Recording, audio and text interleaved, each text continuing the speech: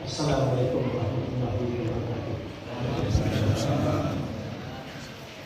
Mari kita baca surat kepada Allah SWT yang telah mengingatkan kita pada malam yang berbahagia ini. Mudah-mudahan tuan-tuan mendapat sedikit ilmu, kalau tidak pun banyak. Mudah-mudahan dapat menimba sedikit ilmu. Muslim muslimat yang dirahmati Allah, hadirnya kita pada malam ini di rumah Allah ini telah tertulis dan telah tersurat di kitab Lauhul Mahfuz. Marilah kita sama-sama memanfaatkan perjumpaan kita ini, dan mudah-mudahan kita semua diberkati Allah SWT. Baik, sebelum saya membaca ceramah, dengan izin Allah, boleh ke tidak tuan-tuan duduk di hadapan saya ini, berkumpul di hadapan dia, melainkan budaya kita yang agak berumur itu bolehlah terdinding, yang lain kita rapatkan. Biarpun kita menggunakan speaker, mari kita mengambil barakah, ya. Belakang mari kita rapatkan. Ini cara kita semua berilmu. Siapa yang mendapat barakah? Saya yang berumur itu bolehlah saya cari video dia.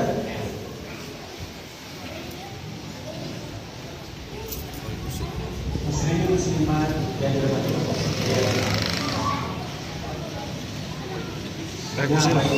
Baik kursi lah, hat memegang. Kita bukan masuk kiri keluar yang kanan. Dia tak masuk kiri dan kanan itu tidak ada semat dalam hati siapa. Lain pada lain belalang, lain jarak, lain terikut. Ya, pada malam ini mari kita sama-sama mengutip ilmu orang tua-tua terdahulu, ilmu guru-guru terdahulu, ilmu para raja-raja terdahulu, penilmu-penilmu terdahulu, dan ulama-ulama terdahulu yang kini hampir hilang di bumi ini. InsyaAllah, mudah-mudahan kebangkitan Islam yang lama, yang dulu itu mula berputih, bermula terus. Baik, muslimin muslimat yang dirahmati Allah, ilmu dalam agama Islam ini ada 4 peringkatnya, ada 4 tingkatannya, ada 4 makamnya. Ilmu dalam agama Islam ada 4 peringkat, 4 tingkatan, 4 makamnya. Pertama, ilmu syariat. Kedua, ilmu tarekat. Ketiga, ilmu hakikat. Dan keempat, ilmu makrifat. Pertama, syariat, tarekat, hakikat dan makrifat. Adapun keempat-empat ilmu ini adalah ilmu fardu ain. Apa arti fardu ain? Ilmu yang wajib dituntut oleh sekalian umat Islam yang beragama Islam. Keempat-empat ilmu ini wajib dituntut oleh kita sekalian. Tetapi sayangnya akhir-akhir ini kita hanya diperdengarkan dengan ilmu syariat dan ilmu tarekat. Sayangnya akhir-akhir ini kita hanya diperdengarkan dengan ilmu syariat dan ilmu tarekat. Kemana hilangnya ilmu hakikat? Kemana terkuburnya ilmu makrifat?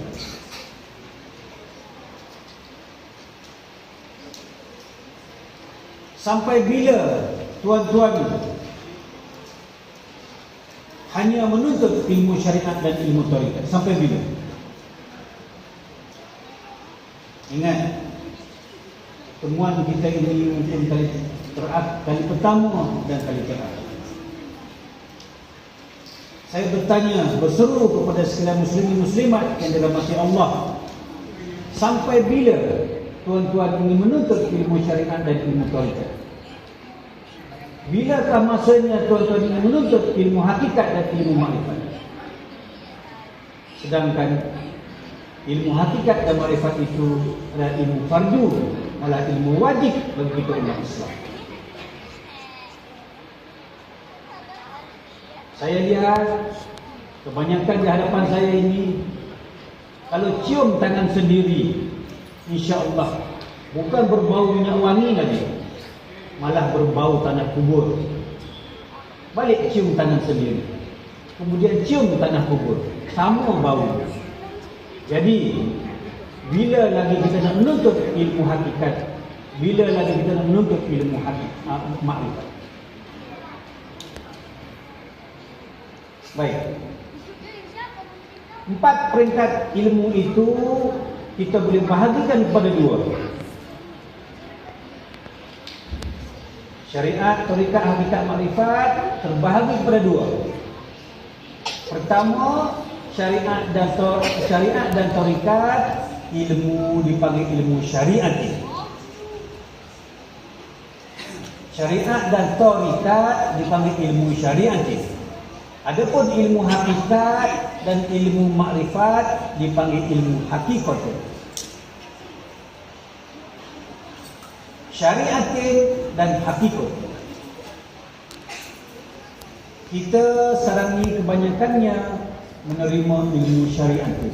Bilakah masanya untuk kita menimba ilmu hakikat? Syariat ini diumpamakan kulit, hakikat itu diumpamakan isi. Bilakah tuan-tuan ini menimba isinya? Bilakah tuan-tuan ini makan isinya? Kalau asyik dijamu dengan kulit saja. Baik, pada malam ini mari kita bersama-sama menimba ilmu hakikat, menimba ilmu isi. Contohnya, pada malam ini kita, kalau boleh, kita sama-sama mendengar tentang ilmu solat. Mari kita belajar lagi sekali tentang solat. Pertama-tama ditanya oleh malaikat di alam kubur nanti adalah solat kita. Jikalau tak betul solat kita, tidak lagi akan ditanya ibadah-ibadah yang lain. Ingat itu, muslimin muslimat yang dirahmati Allah. Jikalau solat kita tak betul, tidak akan ditanya ibadah-ibadah yang lain. Ditutup buku. Tetapi jikalau solat kita betul, barulah dihitung, dihisap, dikira biarpun ibadah kita, biarpun ianya sebesar zarah. Jadi perbetulkanlah solat. Wala syari'atin ala haqiqatun batilah. Wala syari'atin ala haqiqatun batilah. Barang siapa mengerjakan syariat tanpa mengerjakan hakikat, solat tuan-tuan, ibadah tuan-tuan batilah, batal. Ingat itu. Wala syari'atin ala haqiqatun batilah. Ala haqiqatun wala syari'atin atilah. Kalau kita mengerjakan hakikat sahaja, tidak ada syariat pun, hampa.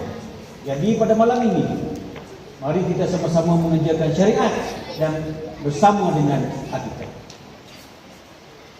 Tetapi sayangnya, kita tak usah membuang masa untuk bicara syariat, kerana kita telah diperdengarkan saban hari. Mari pada hari ini kita dengar tentang ilmu hakikat. Ingat, wala syari'atin ala haqiqatul batilah. Kalau siapa buat syariat tidak ada hakikat, batal. Jadi ingat, kita tanam kelapa sawit di dunia, kita tanam getah di dunia, Kita tanam padi di dunia, di akhirat esok tuan-tuan tak boleh makan isinya ini kalau tak betul solatnya. Bersolat dengan syariatin tanpa solat hakikatun, hasilnya batilatun, batal. Ingat, kita menyangkul di bumi Allah, kita berhasrat untuk makan hasilnya di akhirat, tetapi tanpa kita sedari, orang siapa tidak menjaga solatnya, hasilnya kosong. Baik, bagaimanakah caranya untuk kita menyempurnakan solat syariatin beserta dengan hakikat? Muslimin muslimat yang dirahmati Allah, solat ini ada rukun dan ada hukum. Saya ulang lagi sekali. Solat ini ada rukun dan ada hukum. Rukun sebanyak 13. Semua orang tahu. Budak tadika pun tahu rukun 13. Kita tak usah membuang masa pada malam ini. Mari kita belajar hukumnya. Tinggalkan perkara rukun, mari kita belajar hukumnya. Kalau rukun ada 13, hukum solat ada 3. Ya anak-anak yang dikasihi, minta jangan bercakap ya.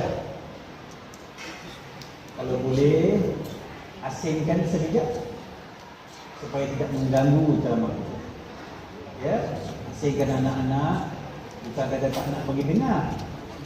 Ya, nak duduk diam-diam ya. Muslim muslimat yang dirahmati Allah. Adapun hukum solat itu ada 3. Fi'li, qauli, qalbi. Apa arti fi'li? Fi'li itu perbuatan. Kalaulah solat itu bergantung pada perbuatan, semua kita ini lulus 100%. Tidak ada cacat celanya. Tak boleh berdiri, duduk, ya, tak boleh duduk baring, boleh bersolat. Solat dari segi perbuatan fi'linya lulus. Alhamdulillah. Pergi kepada hukum yang kedua, qauli, iaitu bacaan. Bacaan lafaz yang sempurna, kalaupun tidak sempurna, Allah Maha mengetahui. Lulus 100%. Fi'li, qauli, semua di masjid ini akan masuk syurga kerana lulus. Diterima oleh Allah. Cantik. Tetapi sayangnya, baik muslimah-muslimah dia pun berada di luar, saya minta beri perhatian kepada ceramah ini ya. Baik, muslim-muslimat yang dirahmati Allah, hukum yang ketiga itu hukum qalbi. Hukum inilah yang kebanyakan kita gagal dalam bersolat. Mana yang dikatakan hukum qalbi?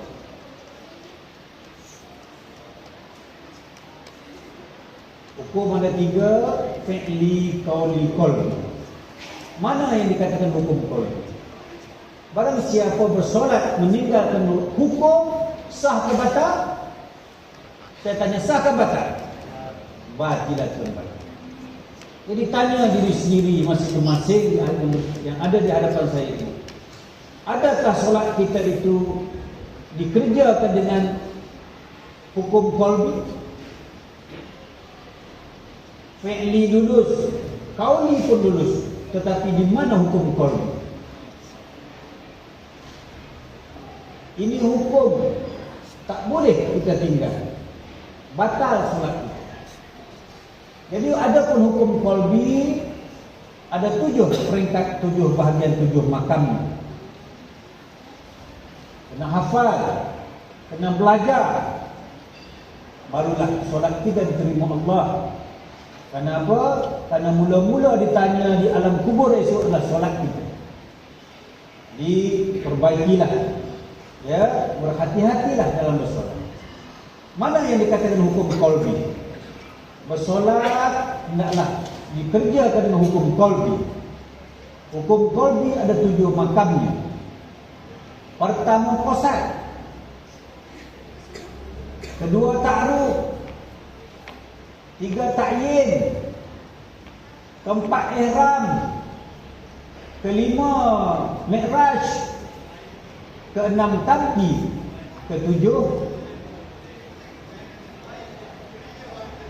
keenam munajat, ketujuh tamki. Ya, qasad, ta'aruf, ta'yin, ihram, mi'raj, munajat dan tabdi. 7 makam ini tak boleh kita tak tahu. Wajib kita tahu 7 perkara ini, barulah sempurna solat kita. Pertama qasad. Apa arti qasad? Qasad ini artinya menyatakan niat. Sebelum kita bersolat, hendaklah kita berniat. Innamal a'mal binniyat. Bermulanya sesuatu amal dengan niat. Mana yang dikatakan niat? Muslimin muslimat yang dirahmati Allah, ayanda saya, Pak Imam, Jikri Masjid dan ayanda-ayanda, sahabat-sahabat, saya mohon ampun dan maaf seandainya ilmu saya ini mungkin ada yang tak pernah mendengar. Pada malam ini, mari kita sama-sama beri perhatian. Qasad artinya menyatakannya. Mana yang dikatakan sebenar-benarnya? Sahaja aku sembahyang maghrib 3 rakaat, itu lafaz niat. Itu belum berniat. Itu sebelumnya saya mohon ampun dan maaf.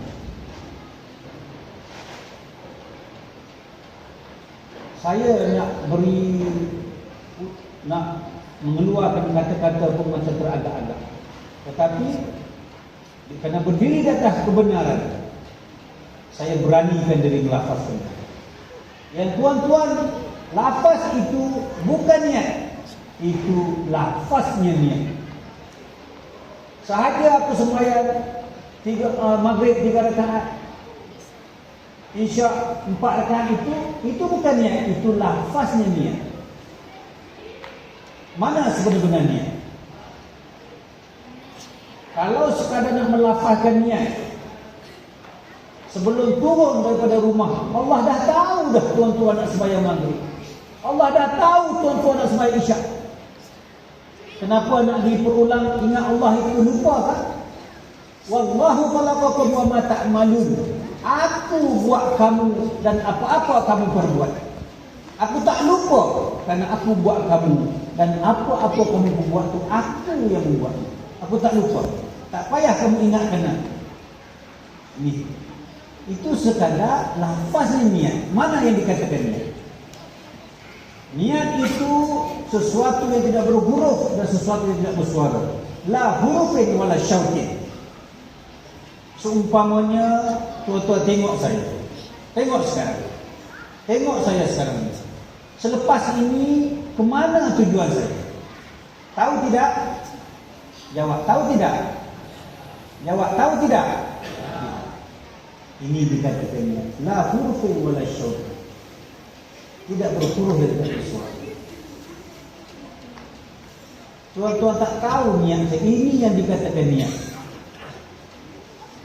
Yang kita ucap itu lafaznya niat. Mana niat? Bermakna gagal kita dalam bernyanyi. Innamal a'mal binniyat. Bermulanya amal dengan niat. Kita gagal dalam bernyanyi. Itu makanya saya mohon ampun dan maaf. Ya. Seandainya tuan-tuan berkecil hati, selama ini kita beribadah, tetapi tak sangka malam ini jadinya batilah. Kerana kita tak tahu pun nak berniat. Ini dikatakan hukum qalbi pertama, qasad.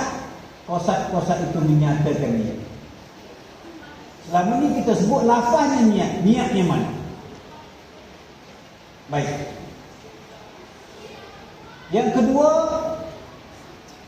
barang siapa nak memulakan ibadah, barang siapa nak mengerjakan solat, hukumnya iaitu hukum ta'aruf.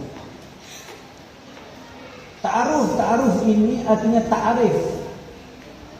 Ta'arif ini artinya sebelum kita bersolat, kita kena tentukan yang mana sunat, yang mana wajib untuk berjumpa Allah. Kita bersolat nak menghadirkan diri kita di hadapan Allah, nak menyerahkan ibadah kita kepada Allah. Tapi sayangnya tuan-tuan tak tahu nak bawa apa. Nak bawa apa jumpa Allah? Dia ada dua perkara.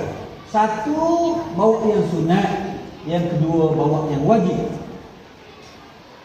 Hukum ta'aruf menentukan mana sunat, mana wajib.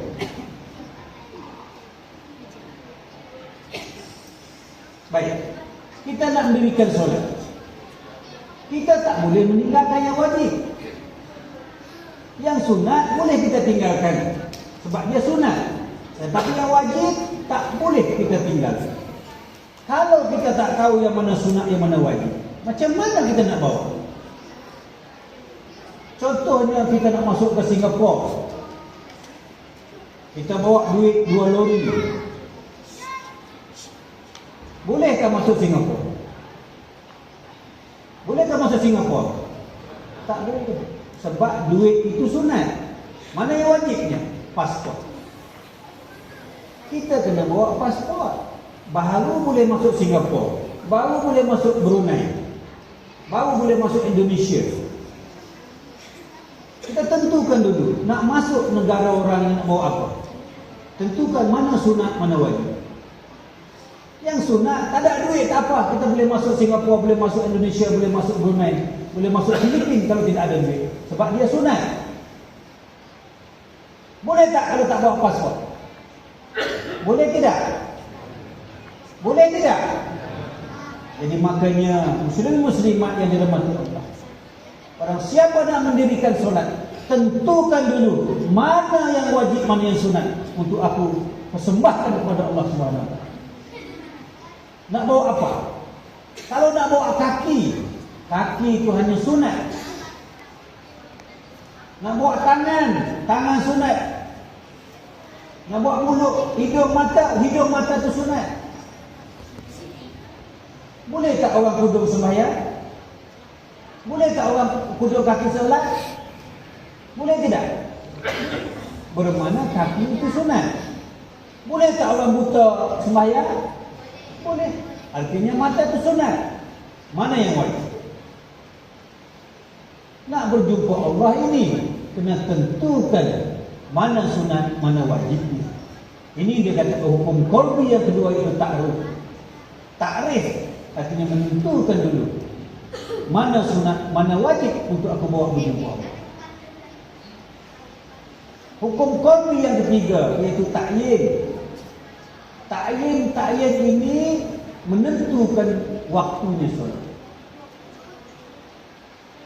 Mana sebenar-benar waktu solat?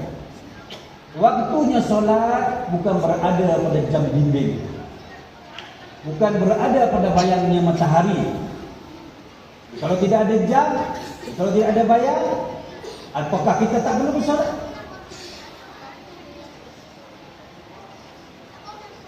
Ulama-ulama terdahulu hidupnya dalam gua yang tidak ada bayang matahari, yang tidak ada jam pun zaman dulu. Macam mana dia bersolat? Ini itu dia kata hukum yang ketiga, iaitu hukum ta'yin, menentukan waktu bersolat. Mana sebenar-benar waktu bersolat? Yang keempat, barang siapa nak bersolat, hendaklah ihramkan dirimu. Ihramkan dirimu, baru boleh kamu menunaikan solat. Ihram ini bukan pakaian haji. Ihram bahasa Arab, bahasa Melayu kata bungkus. Tutup. Bungkuskan dirimu.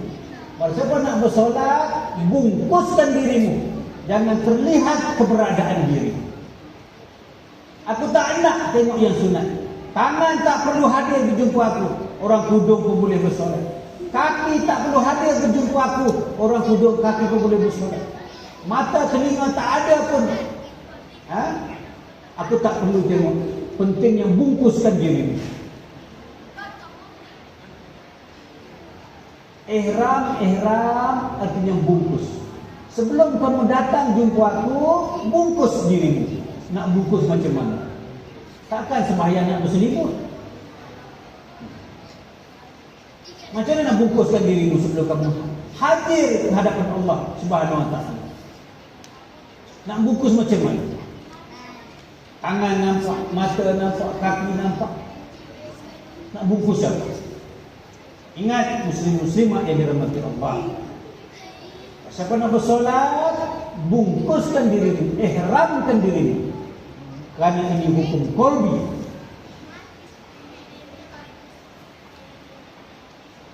Pergi kepada hukum yang kelima, yaitu apa? Mi'raj.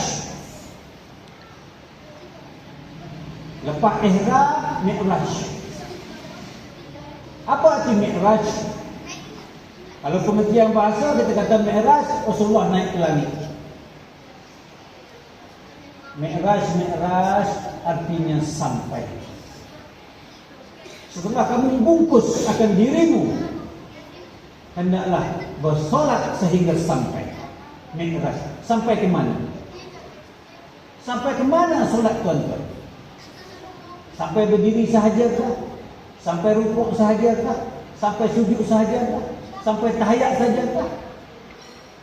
Sampai ke mana? Sampai 5 minit sahajakah? Sampai ke mana solat tuan-tuan? Cuba bayangkan.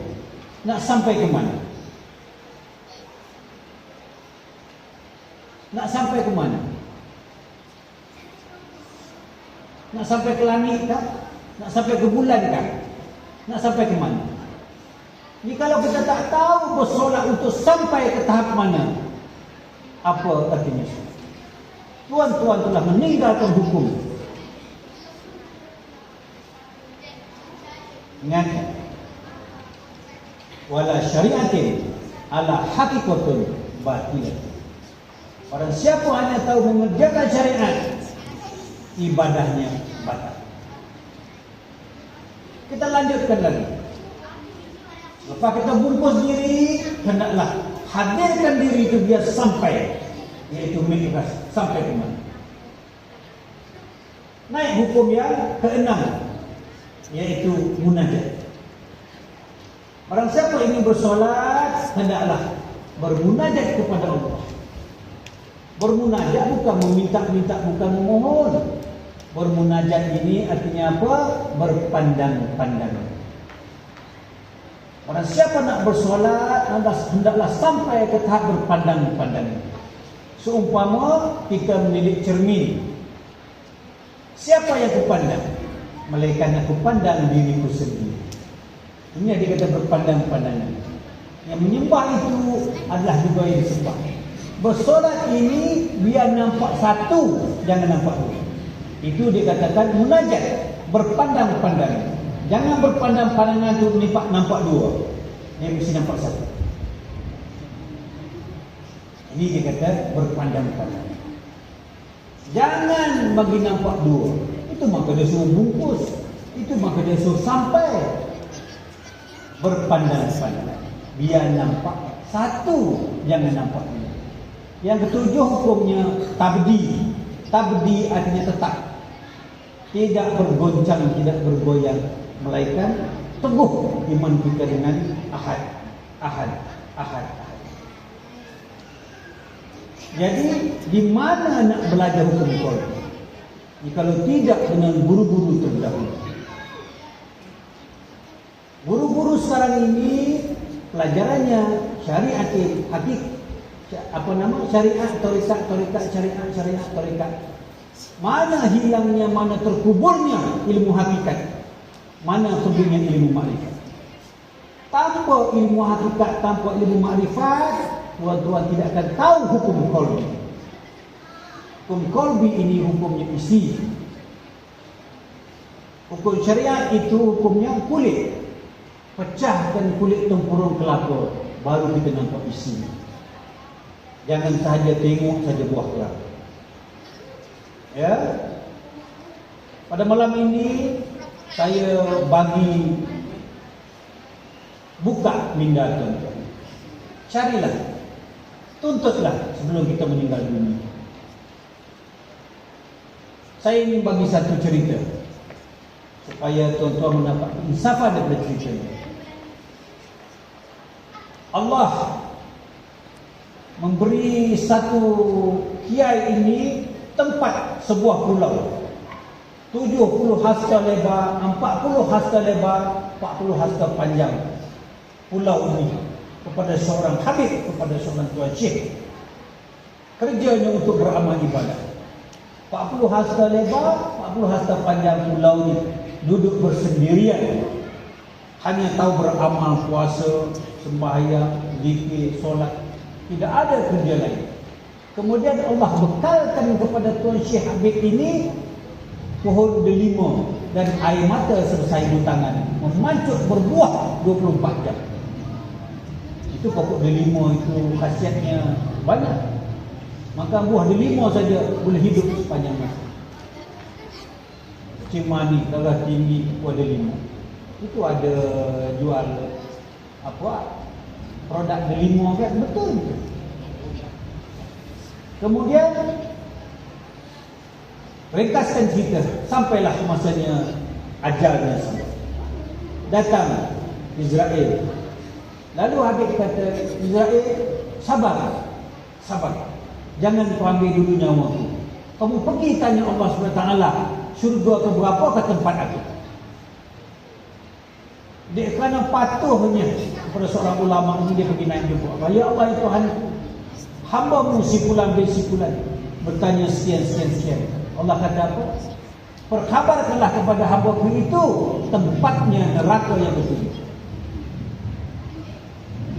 Turunlah malaikat pergi jumpa Habib. Perkhabarkan apa yang Allah kabarkan. Wahai Israel, tunggu lagi, tunggu dulu. Kau periksa tempat aku ibadah ini. Batu tempat aku sujud yang melengkuk kerana kuatnya beribadah. Hitam dahi aku. Tak ada perempuan, tak ada judi, tak ada arak, tak ada rasuah, tak ada semua. Melainkan aku bersendiri beribadah siang dan malam. Kenapa tempat aku neraka yang ketujuh? Lalu patuhnya kepada seorang ulama, pergi dia jumpa Allah SWT, perkhabarkan cerita. Lalu Allah berkata, kabarkanlah kepada hamba-Ku itu. Dia bukan berkehendak kepada aku, dia berkehendak kepada nikmat aku, iaitu syurga. Kabarkan kepada hamba-Ku, jikalau dia berkehendakkan nikmat aku iaitu syurga, kabarkan kepada dia, nikmat sebelah mata yang aku beri kepada dia itu tidak terbalas, tidak setanding biarpun solatnya melengkung batu. Dia berhajat selain pada Allah, dia berhajat kepada syurga. Syurga ini makhluk. Barang siapa berhajat kepada makhluk satu hari pasti binasa. Makhluk satu hari pasti binasa. Tidak ada makhluk kekal sebagaimana kekalnya Allah. Syurga itu makhluk, pasti satu hari surga binasa surga. Kemana tuan-tuan nak bergantung? Berkehendak kepada syurga, bukan berkehendak kepada aku. Nikmat syurga itu berbanding nikmat sebelah mata yang beri kepada dia itu tidak terbalas, biarpun batu itu melengkung. Ingat, muslim-muslimat yang dirahmati Allah, bersolatlah dengan ikhlas.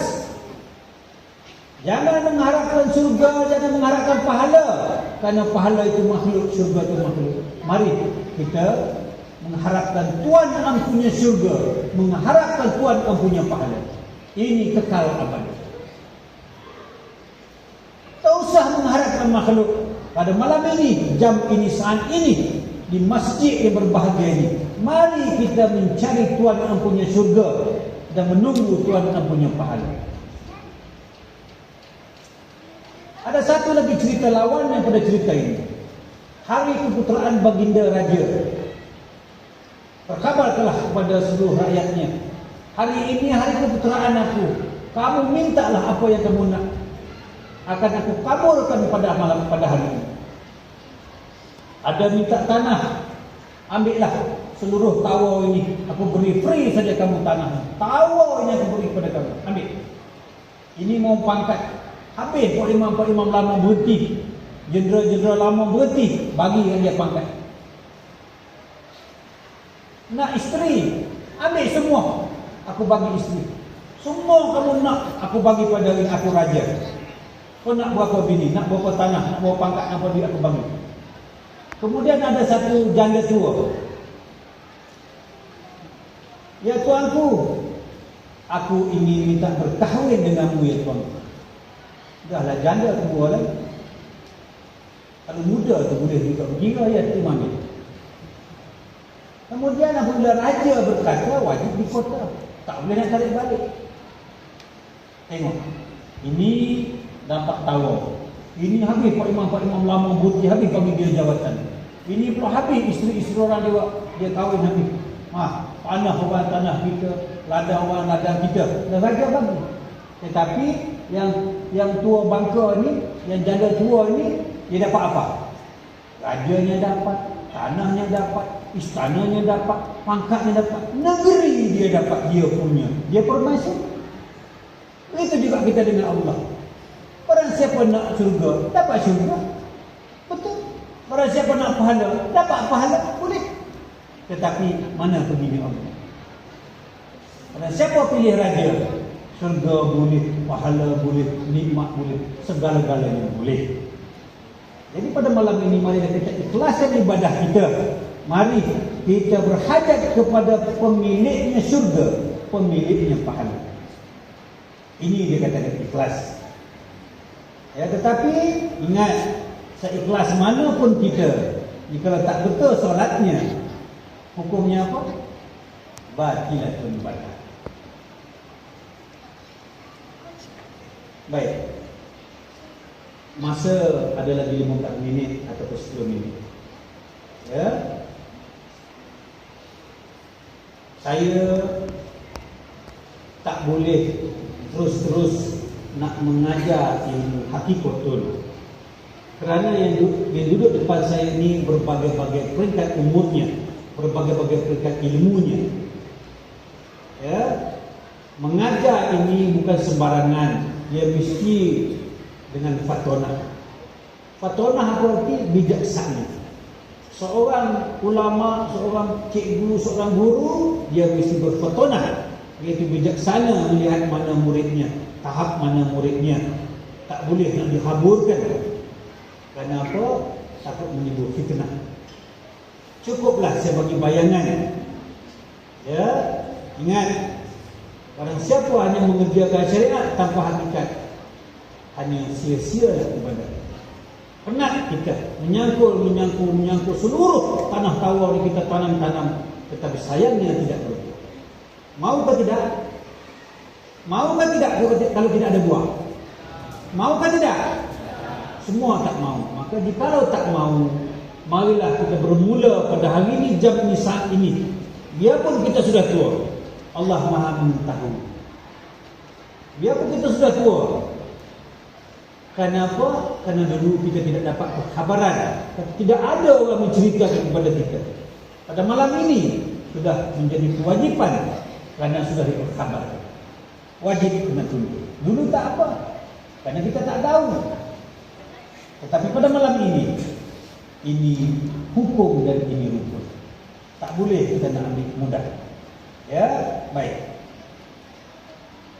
Dalam masa 10 minit ini saya ulang lagi sekali. Muslimin muslimat yang dirahmati Allah, tak perlu kita belajar banyak-banyak. Kalau kita tak ingat, biar belajar sikit tetapi ingat. Ya. Pertama-tama barang siapa nak mengerjakan solat, selain daripada rukun 13, hendaklah tuan-tuan belajar hukumnya 3. Hukumnya ada 3 peringkat. Mana dikatakan 3? Fi'li, qauli, qalbi. Fi'li ni perbuatan. Ya, perbuatan sudah cantik, semuanya syurga kita pada malam ini. Di atas perbuatan, syurga kita. Qauli di atas bacaan, 2 kali syurga. Kerana fi'li cantik, bacaannya cantik, 100% syurga. Tetapi kalau kita pergi kepada hukum qalbi, dua syurga itu hilang, akan ditarik balik syurga itu, kerana tak sempurna solatnya, tak dihitung ibadah-ibadah. Kita kena belajar hukum qalbi. Hukum qalbi ada 7 makamnya, 7 peringkatnya, 7 bahagiannya, 7 lapisannya. Pertama qasad, kedua ta'aruf, ketiga ta'yin, keempat ihram, kelima mi'raj, keenam munajat, ketujuh takbir. Ni qasad artinya menyatakan niat. Macam mana kita nak menyatakan niat kepada Allah? Macam mana kita nak menyatakan niat kepada Allah sedangkan niat itu la hurufin wala syautin, tak berhuruf dan tak bersuara? Kalau sekadar nak sahaja apa sembahyang maghrib 3 rakaat, itu lafaznya niat. Kamu tak berniat, tak melafaz pun aku dah tahu dah kamu nak turun sembahyang maghrib. Kamu tak usah cerita kepada aku. Aku yang menggerakkan kamu turun mengerjakan maghrib. Kenapa kamu nak memperingati aku balik? Contohnya, nak menggambarkan itu belum berniat, baru melafazkan niat.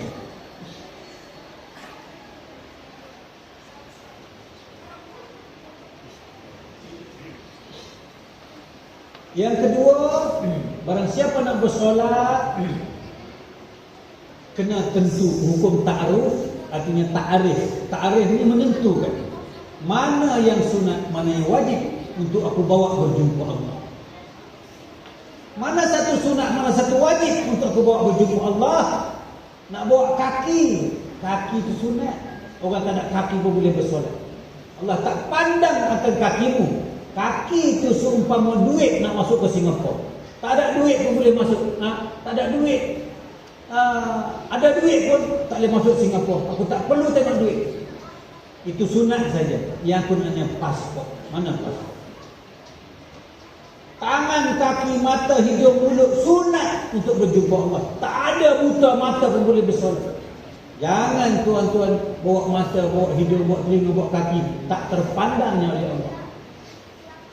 Yang guna mana? Yang wajib untuk bawa tu mana? Tak boleh tidak ada benda ini. Mesti kamu bawa kalau kamu nak datang berjumpa. Mana yang sunat, mana yang wajib? Gagal kedua kali. Yang ketiga, ta'yin. Kita nak bersolat, kena menentukan mana masanya. Apakah pukul 8.30 sahaja Allah tunggu kita? Pukul 8.45 Allah dah cutikan? Allah tak pernah pun cuti. Mana sebetulnya waktu bersolat?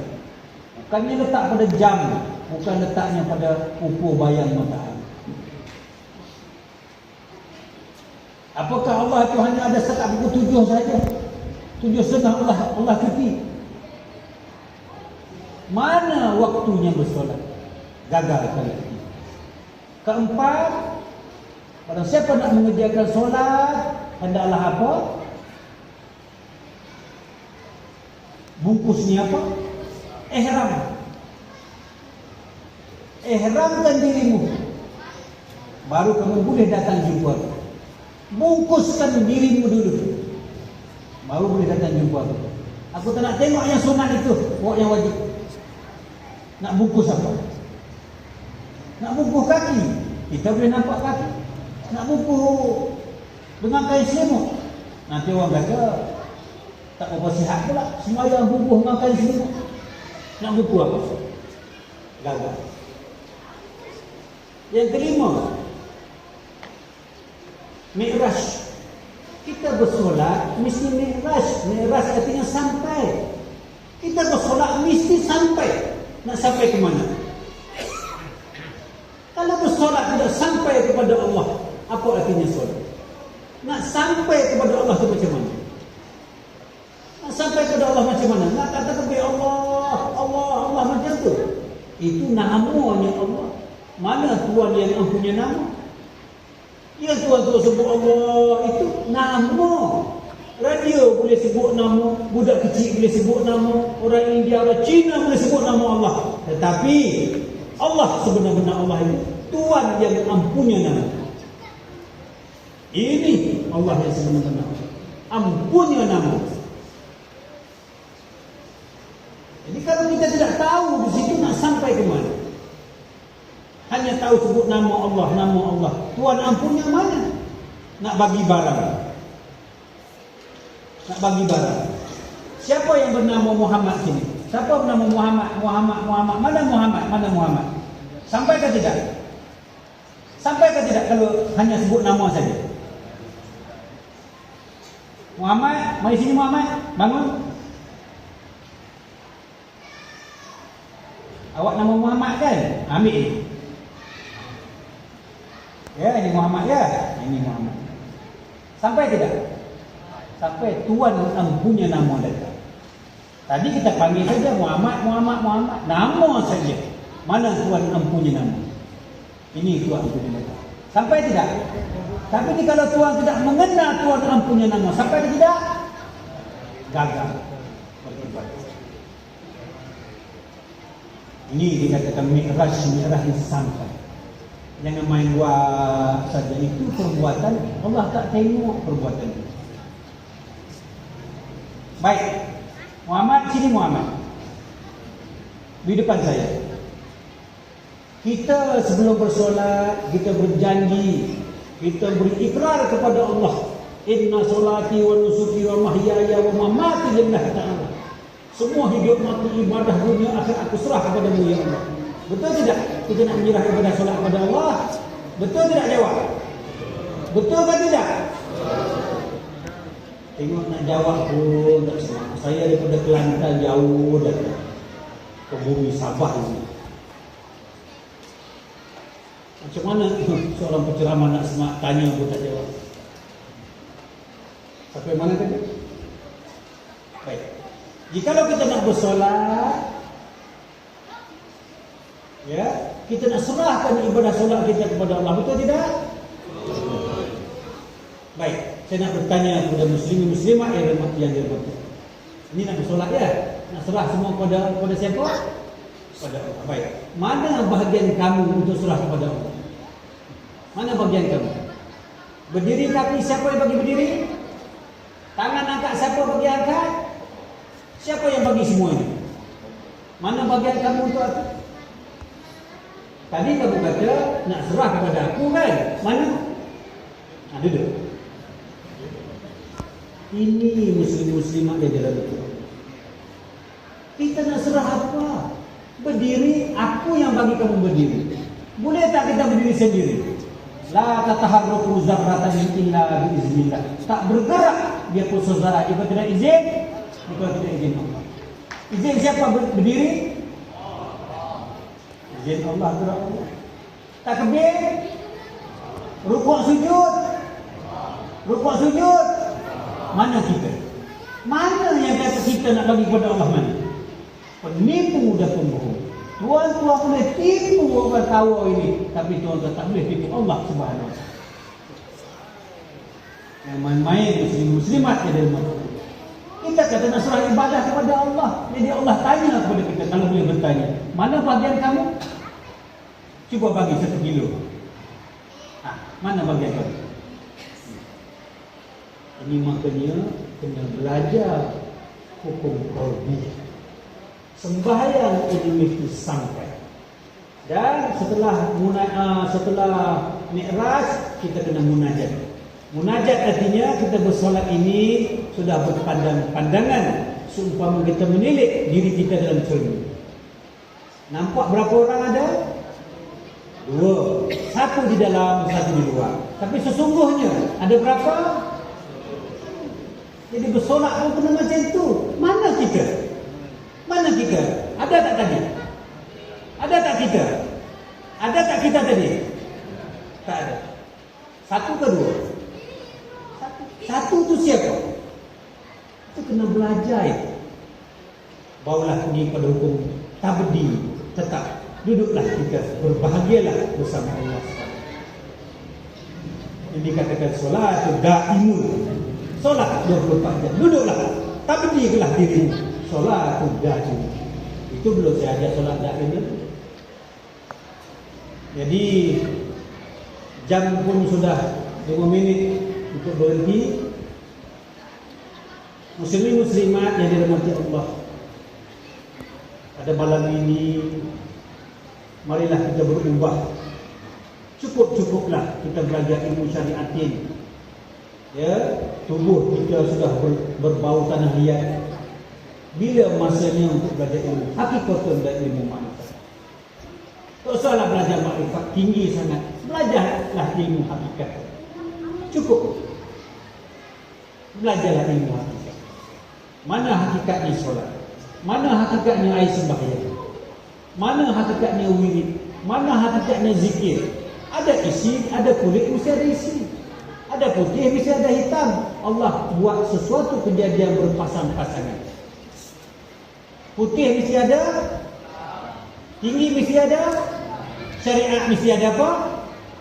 Syariat mesti ada hakikat. Mana hakikatnya? Putih tuan-tuan kata ada hitamnya, tinggi tuan-tuan kata ada rendahnya, besar tuan-tuan kata ada kecilnya. Syariat ada tak hakikat? Jawab, ada tak hakikat? Mana hakikat? Mana hakikatnya solat? Begitu juga berwudu.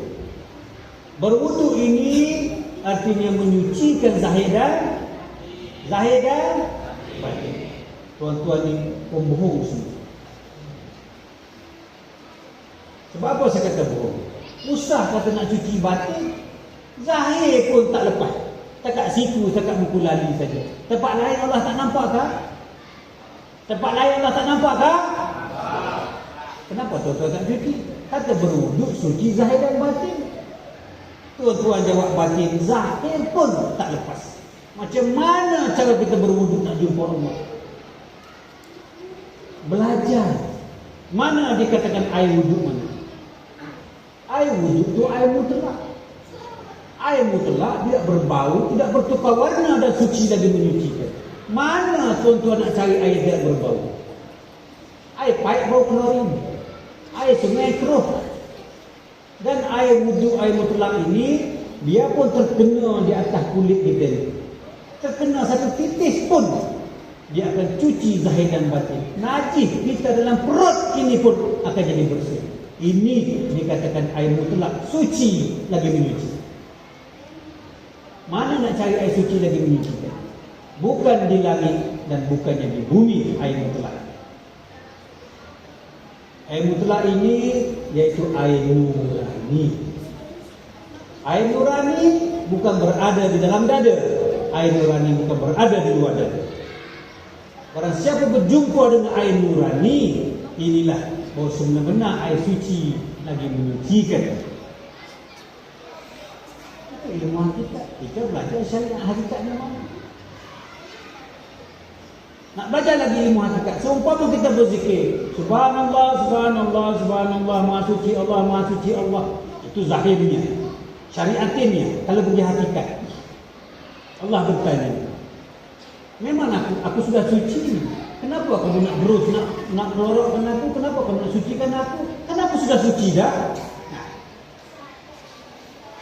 Aku sudah suci dah. Kenapa kamu nak sucikan aku? Mana hakikatnya zikir subhanallah? Maha suci Allah, Maha suci Allah. Duduk di mana sucinya Allah?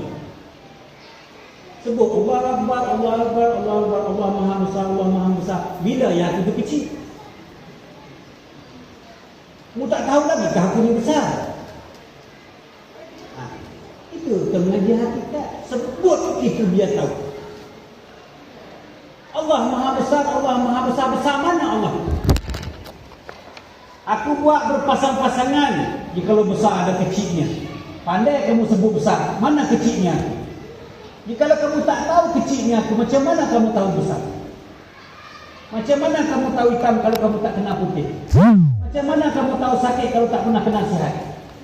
Macam mana kamu tahu besarnya aku kalau kamu tidak tahu kecilnya? Sebut saja.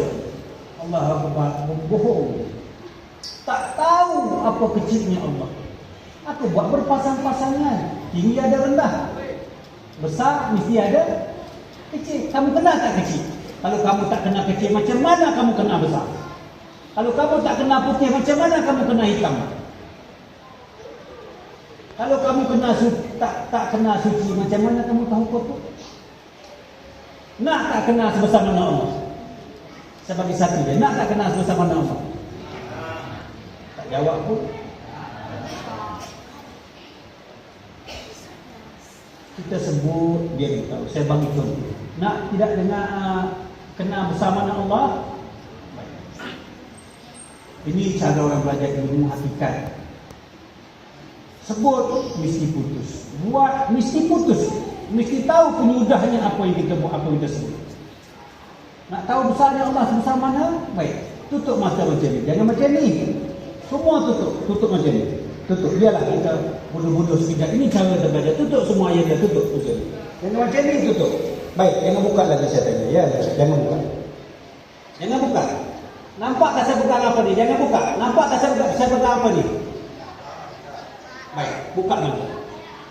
Saya pegang apa tadi? Besarnya Allah ini sehingga aku tak terlihat kepada yang lain. Barulah Allah itu sebenar-benar besar. Aku tak terlihat kepada yang lain. Melainkan fa'aina ma tuwallu fasamma wajhullah. Mana aku hadapkan mukaku, di situlah wajah Allah. Aku tak nampak dah benda lain. Mana aku hadap mukaku? Rupa siapa? Tetapi tua-tua tak mengaji benda itu, maka tak boleh nak menghayati apa yang saya katakan. Besarnya Allah itu sehingga kita tidak terlihat kepada yang lain. Besarnya Allah itu sehingga tidak ada kecilnya Allah. Itu makanya apabila kita sebut, kita kena faham. Ini arti ilmu hakikat. Jika air sembahyang, kena cari air mutlak. Hakikat berzikir, kena tahu besar dan kecil Allah, kena tahu bersih dan kotornya Allah. Subhanallah, subhanallah, maha suci Allah. Macam mana Allah tu suci? Nak tahu Allah tu suci, biar Allah saja yang lihat kita buta, biar Allah saja berkuasa kita lemah, biar Allah saja yang hidup kita mati, biar Allah sahaja yang ada kita tidak ada. Baru dikatakan Allah itu maha suci Allah. Sebab tak bercampur dengan yang lain. Ini maha suci Allah, aku gagah. Maha suci Allah, aku alim. Maha suci Allah, aku kuat. Mana sucinya Allah? Sucinya Allah itu, jikalau Allah melihat kita, jikalau Allah hidup kita, jikalau Allah ada kita, barulah dikatakan Allah benar-benar suci. Subhanallah, subhanallah, subhanallah, subhanallah. Tidak terlihat lagi kepada yang lain. La mawjud bil haqqi illallah. Hanya ada Allah. Allah adalah sebutan subhanallah, sebutan Allah. Ya. Jadi masa sudah cukup. Saya mohon ampun dan maaf kepada dan para guru di hadapan saya. Bukan datang nak niat untuk mengajar, tetapi mudah-mudahan ya tuan-tuan berfikirlah, carilah ilmu hakikat. Cukup-cukuplah belajar ilmu syariatin kerana kita sudah tua. Berilah kepada budak-budak. Ya, kerana kita sudah tua, carilah bekalan untuk akhirat. Bekalan itu hanya ada pada ilmu hakikat. Wabillahi taufiq wal hidayah. Wassalamualaikum warahmatullahi wabarakatuh. Jadi sebelum anda mai sini. Saya ada bawa kitab. Ya. Kitab itu ada 11 jilidnya, tetapi terbawa hanya berapa jilid saja. Inilah yang dikatakan ilmu untuk kenali Kelantan. Kalau tuan-tuan tahu untuk kenali Kelantan ya, inilah ilmu. ayahanda saya anak murid kepada Tok Guru Tok Kenali Kelana. Jadi saya menumpang ilmu ayahanda saya, ya, apa yang saya terima semasa kecil dulu saya sampaikan pada malam ini. Saya berhajat ada di sini, ya. Wabillahi taufiq wal hidayah. Wassalamualaikum warahmatullahi wabarakatuh.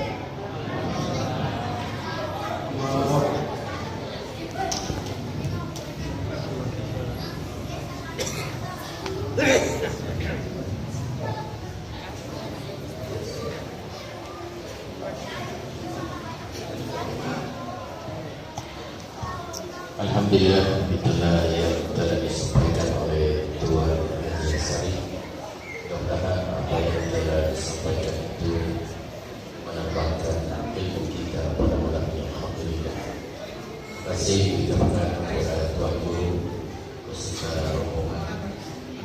Jadi kami akan menyebut Bismillahirrahmanirrahim. Allahumma shalli ala Muhammad, yang mana yang di luar sana itu ada jamuan sedikit. Jadi diminta kepada budak-budak jangan bercampur dengan orang tua, ya. Orang tua yang duduk di meja, ya, semuanya orang tua. Budak-budak di bawahnya, insyaallah. Sila bercampur. Jaluan kepada bapak-bapak kita untuk duduk di meja sana. Sekian sudah